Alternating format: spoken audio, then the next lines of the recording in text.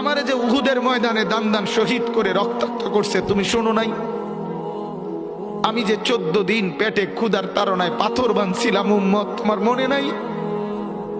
একবারও শুনো নাই আমার ক্ষুধার কষ্ট, আমার পিঠের ব্যথা, আমার দাঁতের ব্যথা, আমার কাঁধে 2টা কড়া ঢুকে গেছে উম্মত।